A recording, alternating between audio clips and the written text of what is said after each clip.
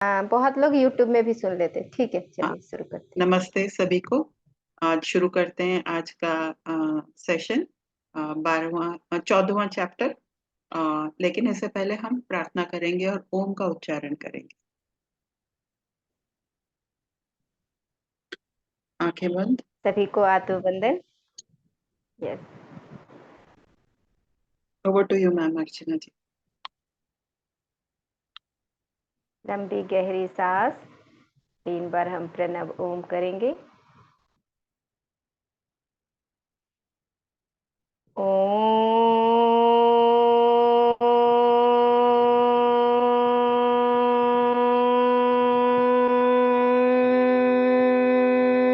Vibration को अपने शरीर के एक एक कोशिका में अनुभव करें।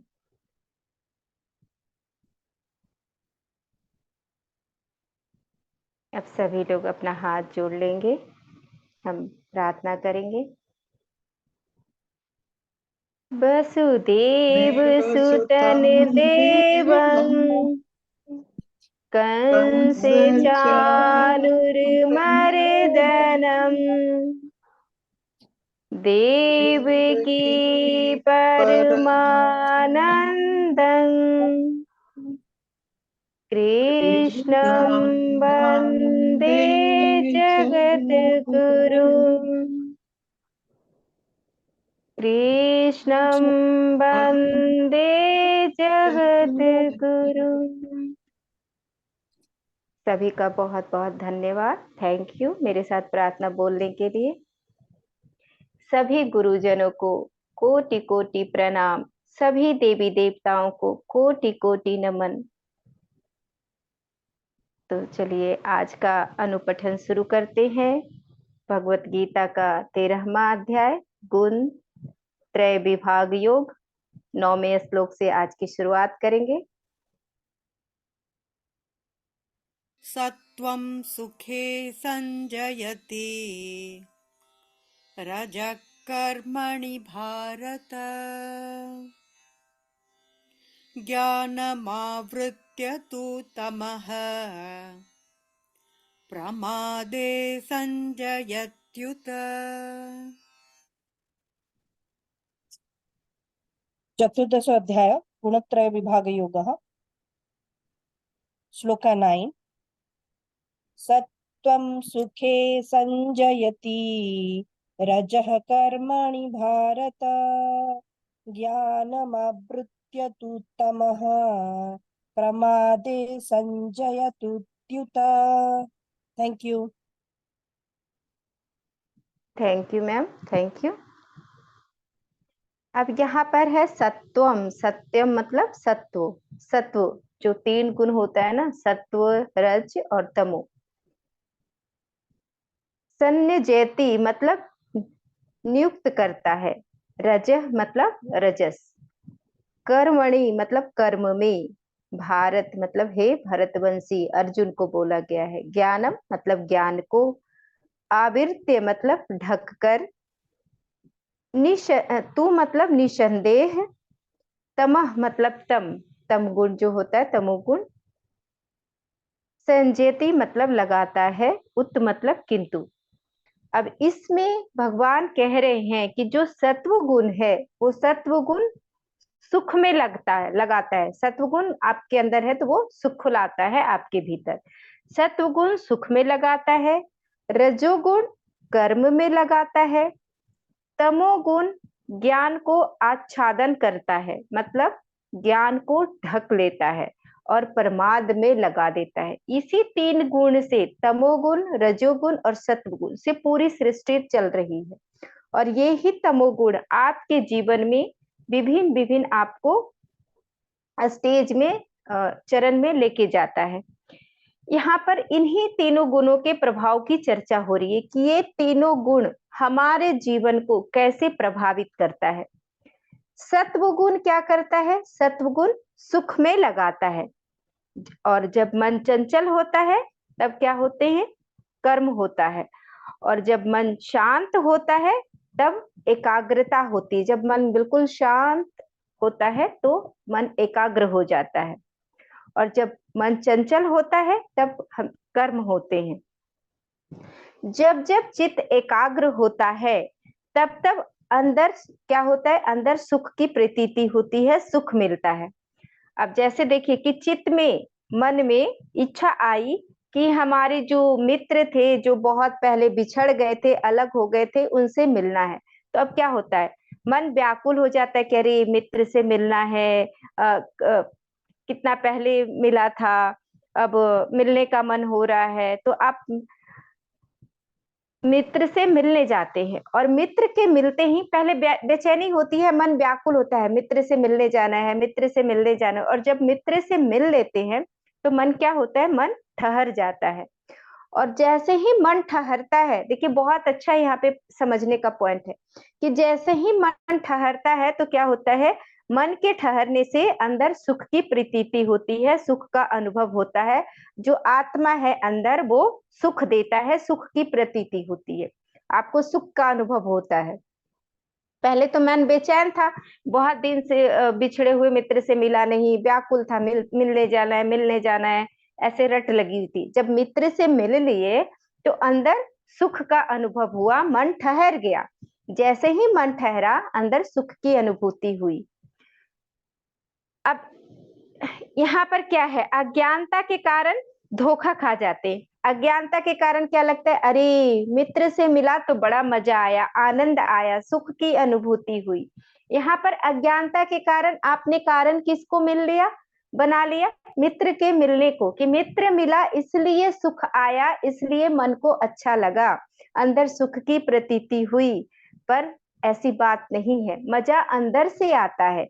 जब आपका मन ठहरता है तभी आपको मजा आता है।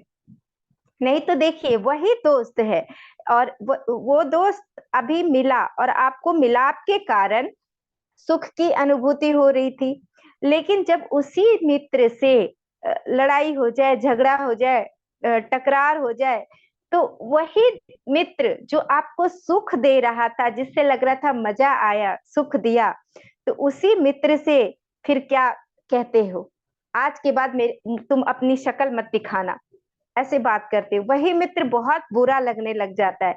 जिसको देखकर खुशी हो रही थी उसी मित्र को देखकर गुस्सा आने लगा। क्यों? क्योंकि मन उखड़ गया, मन उनसे उखड़ गया। तो मन जो ठहरा हुआ था, जिसमें ठहराव था, उसमें उखाड़ आ गया। तो क्या हो गया, अंदर से फिर जो अंदर सुख की प्रतीति हो रही थी वो वहां पर दुख का अनुभव होने लगा।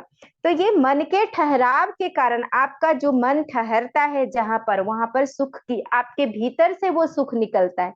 कोई व्यक्ति सुख नहीं देता, वो मित्र आपको सुख नहीं दे रहा। अगर मित्र सुख देता तो वो दोनों स्थिति में सुख देता। तो मित्र के कारण सुख नहीं आ रहा है, वो आपके भीतर से आ रहा है। इसको और उदाहरण से हम अभी आगे समझेंगे। जब भी आप मन एकाग्र होता है तो सत्वगुण आता है, सत्वगुण आता है। और तब जब जब सत्वगुण आएगा तब तक सुख की अनुभूति होगी। अब जैसे सिनेमा देखकर भी क्या होता है, मन एकाग्र हो जाता है, तो वहां पर भी सुख की अनुभूति होती है। इसलिए नहीं कि सिनेमा में सुख है, बल्कि इसलिए कि सुख भीतर है। लेकिन जब मन टिकता है तब उस सुख का प्रतिबिंब हमारे मन पर पड़ता है। जैसे पानी की सतह है, पानी है, वो ऐसे बिल्कुल हिल रहा है पानी, और उसमें चंद्रमा का प्रतिबिंब आपको नहीं दिखेगा। लेकिन जब पानी में ठहराव होगा, पानी ठहरेगा, शांत होगा, तभी उसमें प्रतिबिंब ठीक से दिखेगा, प्रतिबिंब ठीक से बनेगा। ऐसे ही जब आपका मन बेचैन होगा, तब जब जितना बेचैन रहेगा, आपके भीतर जो ब्रह्मानंद है, उनके आनंद का प्रतिबिंब आपके ऊपर नहीं, मन के ऊपर नहीं पड़ेगा, प्रतिबिंबित नहीं होगा। और जब प्रतिबिंबित नहीं होगा तब आपको सुख की अनुभूति नहीं होगी।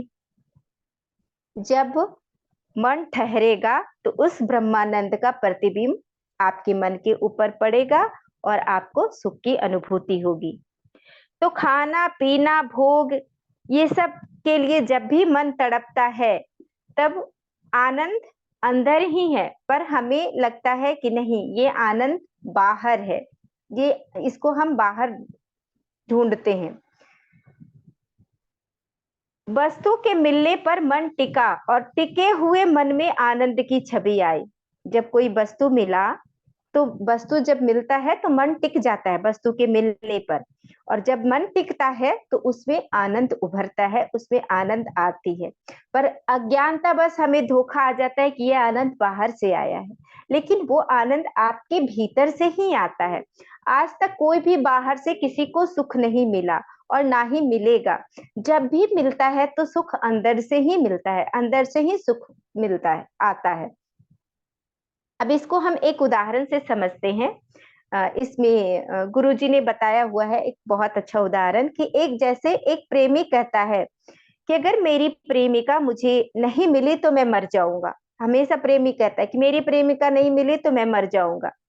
फिर वो प्रेमिका उसको मिल जाती है, उससे विवाह हो जाता है। अब उसके मिलाप से के कारण वो सुख को पाता है, लेकिन थोड़े ही दिनों में क्या होता है, जो सुंदर प्रतीत हो रही थी वो प्रेमिका अब नखरे दिखाती है। अब वो कहती है मैं यह काम नहीं करूंगी, मेरे नाखून खराब हो जाएंगे, मेरे हाथ खराब हो जाएंगे, मैं बर्तन नहीं धोऊंगी, मैं कपड़े नहीं धोऊंगी, मैं मायके जाऊंगी, मैं शॉपिंग करूंगी। इतने नखरे उनके होते हैं। तो वो अपनी माँ से कहेगा कि माँ क्या अब मैं क्या करूं, आपने कुंडली नहीं मिलाई थी। तो माँ क्या जवाब देगी? माँ यही कहेगी कि बेटा तूने तो पहले ही दिल मिला लिया था, अब इसके नखरे तू ही उठा, तुमने ही तो कहा था कि शादी नहीं होगी तो मैं मर जाऊंगा। तो अब वो कहता है कि अब तो गलती हो गई, अब क्या करूं, अब सारी जिंदगी इसी के साथ रहना पड़ेगा, अब इसके साथ इतने नखरे के साथ रहना पड़ेगा, तो अब मैं मर जाऊंगा।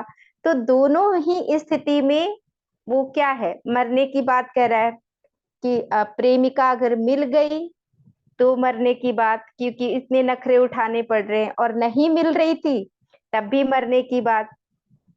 तो अगर प्रेमिका के शरीर में सुख होता तो प्रेमिका तो आज साथ थी, लेकिन उससे सुख नहीं मिल रहा। पत्नी बनकर उसके साथ आ गई, लेकिन फिर भी उसको उसके शरीर से सुख नहीं मिल रहा। तो सुख कहाँ से आ रहा है? भीतर से। जब तक विषय नहीं मिलता है तब तक सुख की इच्छा होती है कि ये विषय मिल जाए तो सुखी हो जाऊं। कामना, आशा ये सब बंधी रहती है कि ये मिल जाएगा तब सुख, तब ये विषय मिल जाएगा, जो भी विषय वस्तु हो वो विषय वस्तु हमारे जीवन में आ जाएगा तो सुख मिलेगा, इच्छा उधर जाती है। लेकिन ये अज्ञानता के कारण होता है। जैसे ही वस्तु मिलती है मन टिकता है, मन टिकता है और अंदर आनंद छलकता है, सुख आता है। लेकिन हम सब अज्ञानता के कारण धोखा खा जाते हैं कि सुख कहाँ से मिला? वस्तु से। वस्तु से सुख नहीं मिलता, सुख भीतर से ही आता है। यह सारा खेल किसका है? अज्ञान का, अज्ञानता का। जिसने इस खेल को समझ लिया वो इस खेल से बाहर आ जाता है। जो साधना करते हैं उनके परिवार में पति पत्नी, रिश्ते, खाना पीना, सब जो भी शरीर की आवश्यकताएं हैं वो सबको पूर्ति करते हुए वो जानता है कि ये कपड़ा पहनकर भी सुख नहीं मिलने वाला, ये भोजन खाकर भी सुख नहीं मिलने वाला, शरीर के भोग को भोग कर भी सुख नहीं मिलने वाला। ये सब क्या है? ये सब शरीर की जरूरतें हैं जो पूरी करना है। और आनंद कहाँ से मिलेगा? आनंद भीतर से मिलेगा। जो साधक हैं, जो साधना करते हैं, वो इस बात के प्रति जागरूक रहते हैं। उनको पता होता है कि ये आनंद भीतर से ही आएगा, ये सब बाहर जो विषय है इन विषयों से हमें सुख नहीं मिलने वाला, अंदर से ही शुद्ध आनंद मिलता है। इस आनंद में कोई मिलावट नहीं होती, और अंदर के इस आनंद के लिए आपको किसी के इंतजार की भी जरूरत नहीं होती। जैसे ही आपका मन एकाग्र होगा, मन टिकेगा, आपको भीतर से आनंद प्रकट होगा। तो जो ज्ञानी व्यक्ति होते हैं वो बहुत समझदार होते हैं। वह कहते हैं कि आनंद चाहिए तो अपनी आंखें बंद करो, अपने भीतर उतरो, आनंद ही आनंद है। अपने भीतर गोता लगाओ, आनंद ही आनंद है। जो अज्ञानी होते हैं वही बाहर विषयों में सुख ढूंढते रहते हैं और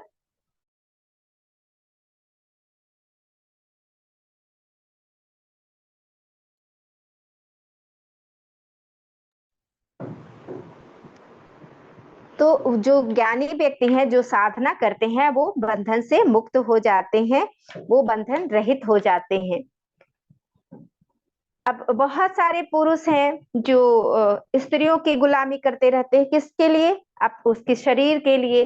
वो बाहर तो बहुत दिखाते कि नहीं, मैं तो बहुत चतुर हूँ, बहुत अपने चतुरता दिखाते हैं, लेकिन वो गुलामी करते रहते हैं शरीर की भोग के लिए, कि वो वहां से सुख मिले, उस सुख की प्राप्ति के लिए। क्यों? क्योंकि अज्ञानता बस, उन्हें उनके अंदर ज्ञान नहीं है।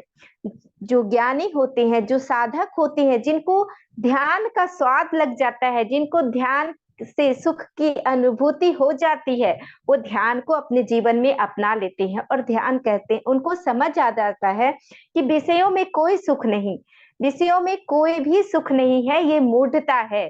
ध्यान में असली सुख ध्यान से ही मिलता है। तो वो ध्यान के प्रति जागरूक हो जाते हैं और ज्यादा से ज्यादा ध्यान करते हैं। अब पत्नी भी है, वो क्या करती है? पति का गुलामी करती है। पति कैसा भी हो, क्रोधी हो, शैतान हो, उसको मारता हो, पीटता हो, एक समय खाना नहीं देता हो, फिर भी वो मार खाते हुए भी वो पति की गुलामी करती है। उसको लगता है कि पति से ही सुख मिलेगा, क्योंकि पति पे वो पूरी तरह से डिपेंडेबल होती, पूरी तरह से पति पे निर्भर करती है कि पति पैसा कमा के ला के देगा तो हमें सुख की उससे, उस पैसे से सुख मिलेगा। तो वो पूरी तरह से पति पे निर्भर रहती। पति उसके साथ अत्याचार कर रहा है, लेकिन फिर भी अपने जीवन को वो नरक में डालती रहती है। वो ध्यान में नहीं उतरती, ध्यान को जीवन में नहीं अपनाती। ध्यान, अगर वो ध्यान करना है और अपने जो इस तरह की स्त्रियां होती है, वो अपने स्वाभिमान में नहीं जीती, क्योंकि वो उसकी निर्भरता पति के ऊपर रहती है। वो पढ़ी लिखी होती है, सब कुछ होती है, उसके अंदर बहुत स्टेमिना होती है, क्योंकि हर लोग, हर व्यक्ति, हर इंसान उसी परम पिता परमेश्वर से आया हुआ है। सबके अंदर शक्तियां हैं, हर एक के अंदर शक्तियां हैं, और उस शक्तियों को जागृत करके वो सब कुछ पा सकता है। वो आत्मज्ञानी बन सकता है, सब कुछ कर सकता है, लेकिन वो अपनी शक्तियों के प्रति अवेयर नहीं है, जागरूक नहीं है कि मैं जो कुछ भी चाहता हूँ वो हासिल कर सकता हूँ, मैं जो कुछ भी चाहती हूँ वो हासिल कर सकती हूँ। इतनी असीम क्षमता है, लेकिन उस क्षमताओं को, उस कैपेसिटी को वो उपयोग में नहीं लाती। क्यों? निर्भरता के कारण, विषयों में फंसे रहने के कारण। और वो मार, जूते, लात खाकर भी अपने जीवन का निर्वाह करती है। तो इस तरह से ध्यान को अपने जीवन में उतारना है, ध्यान को लाना है, और ध्यान से अपने जीवन को उच्चतम बनाना है, उच्च कोटि का बनाना है। भगवान कहते हैं कि जो सत्व गुण है वो सुख देता है, रजोगुण है वो कर्म करवाता है। सत्वगुण सुख देता है और रजोगुण कर्म करवाता है, और तमोगुण ज्ञान को ढक लेता है। आपके ज्ञान को, आपके अंदर अज्ञानता भर देगा तमोगुण। तो ये क्या है? ये हमारे शरीर के लिए बहुत नुकसानदायक हो जाता है, हमारे शरीर को बहुत नुकसान करता है। नींद आने पर जो तनाव है, और जो हमारा तनाव था वो बहुत ज्यादा जो सक्रिय था, वो नींद आने पर ठीक हो जाता है, वो तनाव भी कम हो जाता है। तो हमें नींद लाने के लिए कभी भी दवाई का प्रयोग नहीं करना चाहिए। नींद लाने के लिए आप योग निद्रा कर सकते हो, नींद लाने के लिए आप श्वासों पे ध्यान कर सकते हो। लेट करके श्वास अंदर जाए तो गिनती कर सकते हो, श्वास अंदर गया तो 1, बाहर आया तो ओम, ऐसे करके गिनती करके आप नींद लाने का प्रयास कर सकते हो। नींद लाने के लिए दवाई कभी भी नहीं लेनी चाहिए, ये दवाई आपके शरीर के लिए जहर है। तो कभी भी दवाई का प्रयोग नहीं करना चाहिए। शारीरिक, मानसिक और भावनात्मक विश्राम के लिए योग निद्रा कीजिए। गुरुजी कहते हैं कि योग निद्रा अगर आप करते हो, नींद के लिए दवाई बिल्कुल मत लो। जितना योग निद्रा का प्रयोग करके आप नींद लाओगे उतना ही आपके शरीर को आराम मिलेगा। आपके शरीर में कोई जहर नहीं जाएगा, क्योंकि नींद की दवाई शरीर के लिए बिल्कुल जहर है।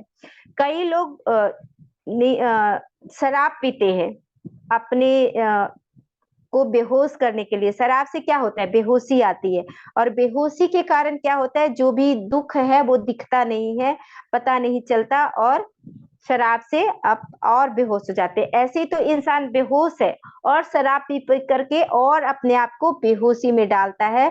तो ये सब क्या है, शरीर को मारने का उपाय करता है। ये सब शरीर, इस सब से शरीर को हानि होती है, नुकसान होता है, और शरीर मरने पे की स्थिति में जाता है।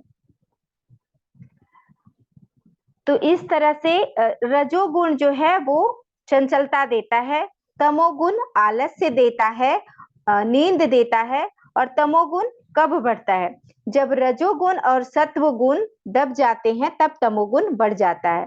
और रजोगुण कब बढ़ता है, जब सत्व गुण और तमोगुण को दबा देते हैं तब रजोगुण बढ़ता है। तो इस खेल में साधक को, जो साधना करते हैं, उनको बहुत दक्ष होना चाहिए।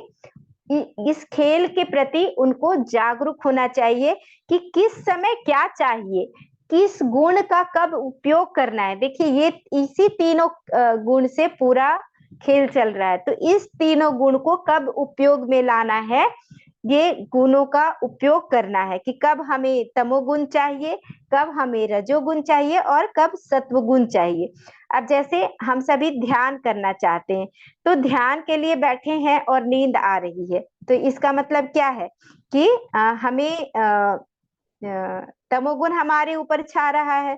तो नींद के जाल में हमें फंसना नहीं है, हमें तुरंत जागरूक होना है कि अरे तमोगुण आ रहा है।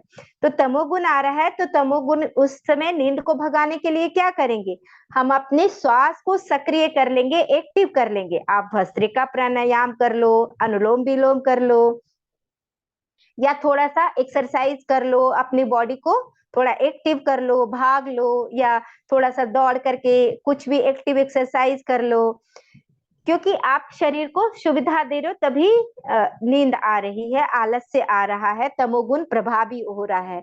या फिर थोड़ा ओम का गुंजन कर लो, या जैसे एसी में बैठे हो तो थोड़ा एसी बंद कर लो, इस तरह से आप, या फिर थोड़ा डांस कर लो। इस तरह से आप अपने शरीर को एक्टिव कर लो, ताकि जो तमोगुण आपके ऊपर हावी हो रहा था, उस तमोगुण के प्रभाव को आपको खत्म कर देना। तो इस गुण को कब उपयोग में लाना है, तमोगुण, रजोगुण, सत्वगुण, ये आप इसके लिए दक्ष हो जाए, आपकी बुद्धि, आपके अंदर इतनी जागरूकता आ जाए कि इस तीनों गुण को अपने जीवन में उपयोग कर ले, कि कब तमोगुण का उपयोग करना है, कब रजोगुण का, और कब सत्वगुण का। अब ध्यान करना है तो हमें मन को एकाग्र बनाना है, सत्वगुण चाहिए, और उस समय ध्यान आप करने बैठ रहे हो और आपको नींद आ रही है, आप समझ जाओ तुरंत कि तमोगुण हावी हो रहा है, तो तुरंत आप अपने शरीर को एक्टिव कीजिए, डांस कीजिए, ओम का उच्चारण कीजिए, भस्त्रिका प्राणायाम कीजिए, या नाड़ी शोधन प्राणायाम कीजिए। इस तरह से आप प्रयोग कीजिए, और इस तरह से जब आप अपने आप प्रयोग करेंगे, और फिर उसके बाद शरीर को ढीला छोड़ करके आप आंख बंद करके ध्यान करेंगे, तो आपका ध्यान फिर घटने लग जाएगा। तो इस तरह से गुणों को हमें गुणों के प्रति जागरूक होना है, किस गुण का कब उपयोग करना है उसका हमें पता होना चाहिए। हमें जब नींद में जाना है तो नींद में कैसे जाना है उसका भी हमें पता होना चाहिए। प्रमाद की भी एक उपयोगिता है, रजोगुण की भी एक उपयोगिता है, और पर रजोगुण का इस्तेमाल कब करना है, जब उसकी आवश्यकता हो। ऐसे ही दूसरे गुणों का इस्तेमाल कब करना है, ये आपको आना चाहिए कि कब किस गुण का इस्तेमाल करना है, कब किस गुण को व्यवस्थित करना है, इसके बारे में आपको पता होना चाहिए। जब तमोगुण आता है, छाता है, तो क्या होता है, नींद आने लग जाती है और हम सभी सो जाते हैं और हमें पता भी नहीं चलता। तो रज, तम और सत्व गुण को कैसे व्यवस्थित करना है, ये हमें आना चाहिए और हमें इसकी पकड़ होनी चाहिए और इस पर पकड़ बनानी है। साधक वही है, असली साधक वही है जो समझ जाता है कि इस गुणों का उपयोग कैसे करना है और इन्हीं 3 गुणों को, रज, तम और सत्व को अपने हित में उतारते हुए, अपने हित में लाते हुए वो इससे लाभ उठा लेता है कि कब रजोगुण से कब लाभ उठाना है, तमोगुण से कब लाभ उठाना है और सत्वगुण से कब लाभ उठाना है। कैसे, जैसे एक चाकू है, एक चाकू क्या करती है, एक चाकू आप किसी की जान भी ले सकती है। एक चाकू का आप इस तरह से इस्तेमाल करो कि आपका उंगली भी कट सकता है। एक चाकू का आप इस तरह से इस्तेमाल करो कि रसोई में वो सब्जियां भी काटने में इस्तेमाल होती है। तो चाकू का कब किस तरह से इस्तेमाल करना है, इसका विवेक, इसका बुद्धि आपके पास होना चाहिए। जब इसका विवेक है तभी आप रसोई में अच्छे से चाकू का उपयोग कर पाते हो। उसी तरह अगर आप चाकू का ध्यान से इस्तेमाल नहीं करोगे तो क्या है, आपका हाथ कट जाएगा, किसी की जान चली जाएगी। तो इसी तरह जब आप इन तीनों गुणों का सही तरीके से उपयोग नहीं करोगे तो आपके जीवन में क्या होगा, कभी तमोगुण बढ़ गया, कभी रजोगुण। कोई भी गुण बुरा नहीं है, लेकिन किसी की अधिकता ये बुरा है। कोई कब किसका उपयोग करना है इसकी जानकारी आपके पास होनी चाहिए। कब किसको कैसे इस्तेमाल करना है, कितना इस्तेमाल करना है, ये अक्ल होनी चाहिए। देखिए, जिंदगी बहुत खूबसूरत है, लेकिन इसको खूबसूरती से जीना आना चाहिए। इसी में है कि अगर आप होश से जियोगे तो आप माया के प्रभाव से धीरे धीरे बाहर निकल जाओगे। नहीं तो माया तो महा ठगनी है, वो तो सभी को ठग रखा है और अभी तक ठगते ही आ रही है। तो इस माया के प्रभाव से बचना है, इस माया के प्रभाव से निकलना है। तो ये जो 3 गुण है, तमोगुण, रजोगुण और सत्वगुण, इन तीनों की उपयोगिता जीवन में कैसे करनी है, कब करनी है, कहाँ करनी है, इसको अच्छे से समझना है और समझ करके करना है। तो चलिए अब हम अगले श्लोक में चलते हैं। सर्वद्वारेषु देहेऽस्मिन् प्रकाश उपजायते ज्ञानं यदा तदा विद्यात् द्विवृद्धं सत्त्वमित्युत।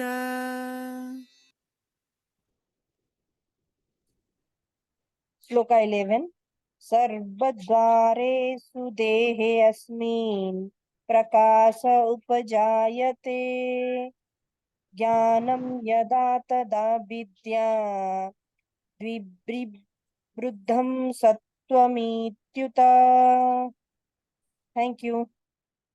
Thank you ma'am, thank you.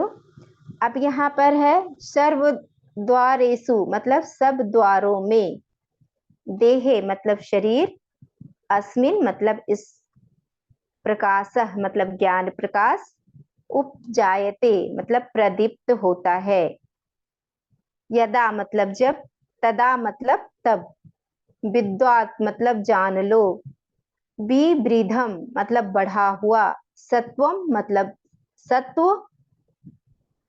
उत मतलब निश्चित रूप से। अब इसमें भगवान कह रहे हैं कि जिस काल में इस देह में अंतःकरण और इंद्रियों में चेतनता और बोध शक्ति उत्पन्न होती है, उस काल में ऐसा जानना चाहिए कि सत्व गुण बढ़ा है। मतलब जिस समय आपके शरीर में, इसको आगे अच्छे से समझते हैं कि आपके अंतःकरण में चेतनता और बोध शक्ति उत्पन्न हुई, तो उस काल में जानना चाहिए कि आपके भीतर सत्वगुण की बढ़ोतरी हुई है, सत्वगुण बढ़ा है। इन गुणों के आविर्भाव होने से शरीर में और मन में जो लक्षण आते हैं वहां उनकी भगवान चर्चा कर रहे हैं। इन गुणों के आने से इंद्रियों में जो हमारी पंच इंद्रियां हैं, इन इंद्रियों में और अंतःकरण में सजगता और चैतन्यता आती है। जैसे आप हम सभी ध्यान करते हैं, तो ध्यान करने से हमारी जागरूकता कितनी बढ़ जाती है। जागरूकता बढ़ रही है ध्यान करने से, यानी हमारे अंदर सत्वगुण आ रहा है, सत्वगुण की बढ़ोतरी हो रही है। सत्य यह है कि इस सजगता का बहुत बड़ा मापदंड हमारी नींद में होती है। अब कैसे, इसको हम थोड़ा समझेंगे। नींद की बेहोशी भी जिस जागरूकता को समाप्त न कर सके उसे सत्वगुण कहते हैं। अब देखिए, हम नींद में तो चले जाते हैं, नींद में क्या होता है, हम तो बिल्कुल बेहोश, क्योंकि नींद में मन तो चल रहा है ना, स्वप्न चल रहा है, नींद में हम स्वप्न देख रहे हैं। तो सत्व गुण इस तरह से बढ़ना चाहिए कि उस नींद में भी हम जागरूक रहें कि क्या क्या हमारा मन खेल खेल रहा है। तो इस तरह इस हद तक सत्व गुण बढ़ना चाहिए कि नींद की बेहोशी भी जिस जागरूकता को समाप्त न कर सके उसे सत्वगुण कहते। इस तरह इतना सत्वगुण की बढ़ोतरी हो कि नींद में भी आप जागरूक रह सकें।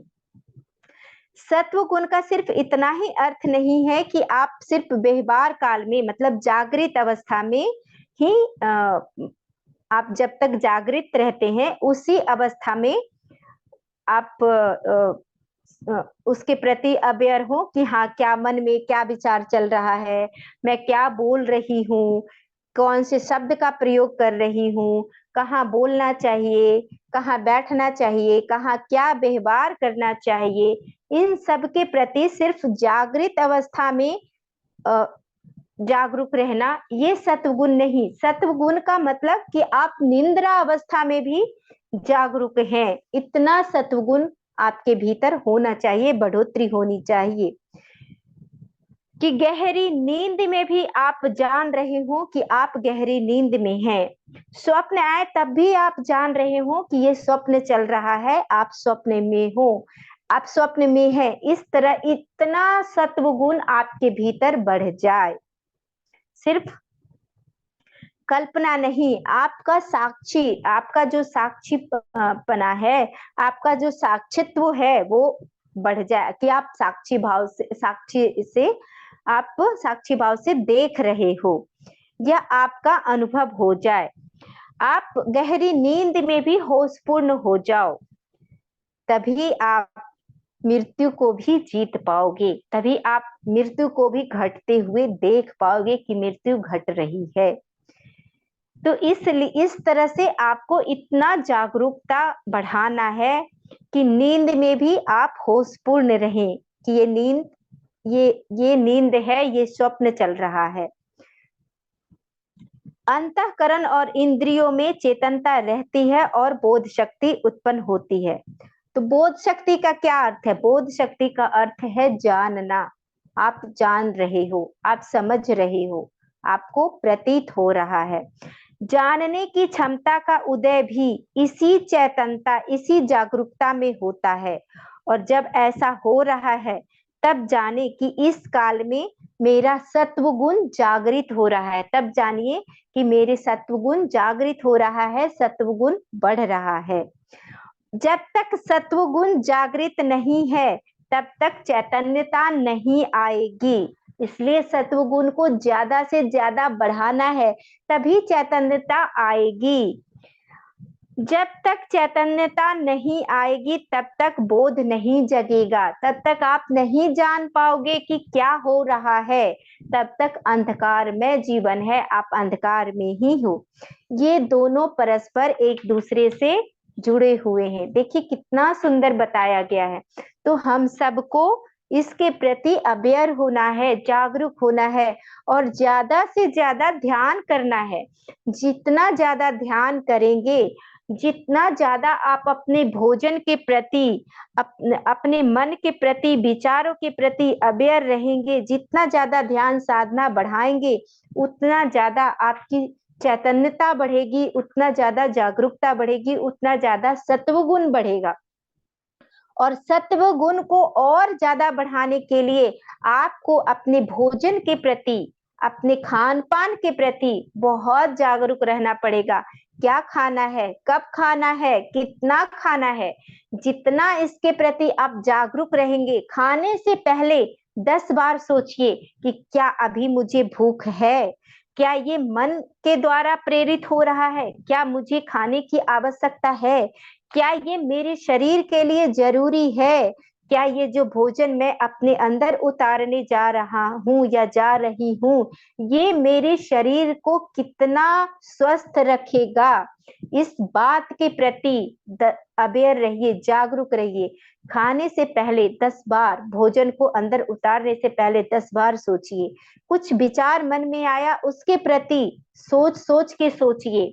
बोलने के प्रति हम क्या बोलने जा रहे हैं उसके प्रति भी जागरूक, कि कब कौन सा विचार, कहीं ये शब्द दूसरे के हृदय को आघात ना पहुंचा दे, दूसरे के हृदय को दुख ना पहुंचा दे।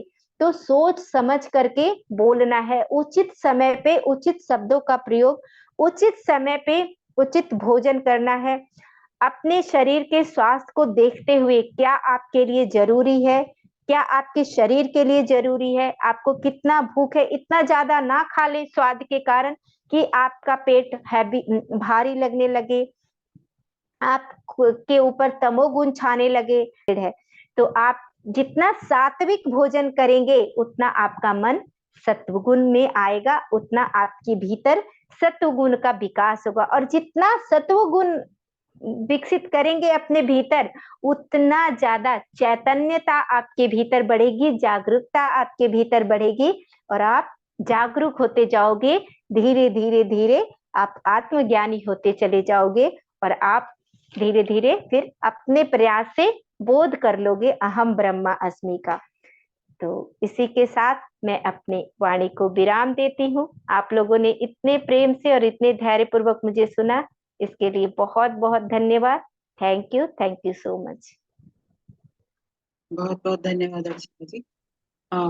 प्रार्थना कर ले, उसके बाद जिससे कुछ कहना हो वो कह लेगा। यस, प्रार्थना कर लेते हैं। सभी लोग अपना हाथ जोड़ लें, हम प्रार्थना लेंगे। योगीशं सच्चिदानन्दम्